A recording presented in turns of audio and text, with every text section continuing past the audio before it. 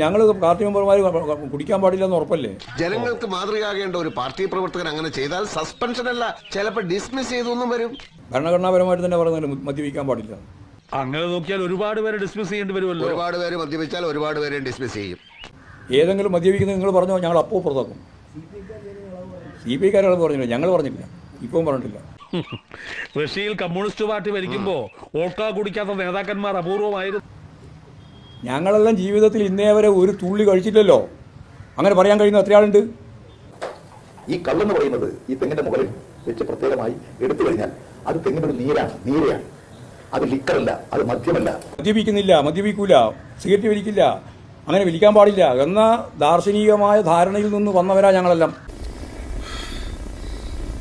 പ്രസ്ഥാനത്തിലൂടെയും യുവജന പ്രസ്ഥാനത്തിലൂടെയും വരുമ്പോൾ ആദ്യത്തെ പ്രതിജ്ഞ വ്യക്തി ജീവിതത്തിൽ ഇമാതിരിയുള്ള മുഴുവൻ കാര്യങ്ങളും ഒഴിവാക്കി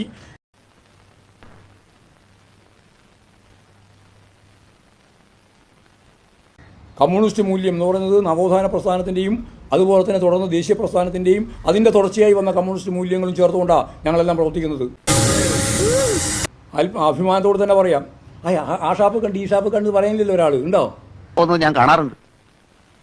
താനിതെങ്ങനെ കണ്ടു? ഞാനൊരു രഹസ്യമായിട്ട് പോകാറുണ്ട്. എന്നാലേ ഇത് തൽക്കാലം നമ്മൾ രണ്ടുപേരും മാത്രം അറിഞ്ഞാൽ മതി. ലോകത്തോടാണ് ഞാൻ ഈ പറയുന്നത്. അങ്ങനെയുള്ള ലക്ഷക്കണക്കിന് കമ്മ്യൂണിസ്റ്റ് പാർട്ടി മെമ്പർമാരുള്ള നാടാണ് ഈ കേരളം. അപ്പോൾ മദ്യപാനത്തെ അതിശക്തിയായിട്ട് എതിർക്കുക, സംഘടനാപരമായ പ്രശ്നമാക്കിയിട്ട് നടപടിയെടുത്ത് പുറത്താക്കുക, സ്റ്റഡി ക്ലാസ്സിലൊന്നും കൃത്യമായി വരാത്തതുകൊണ്ടാണ് നിനക്കൊന്നും മനസ്സിലാവാത്തത്. അല്ലെങ്കിൽ ഒഴിവാക്കുക, അല്ലെങ്കിൽ തിരുത്തിക്കുക. ആ നിലപാട് ഞങ്ങൾ സ്വീകരിച്ചിട്ടുണ്ട്, ഇനിയും സ്വീകരിക്കും. ചിലപ്പോ ഞാൻ ഇങ്ങനത്തെ തല്ലിപ്പള്ളി വിറ്റുകളും അടിക്കും.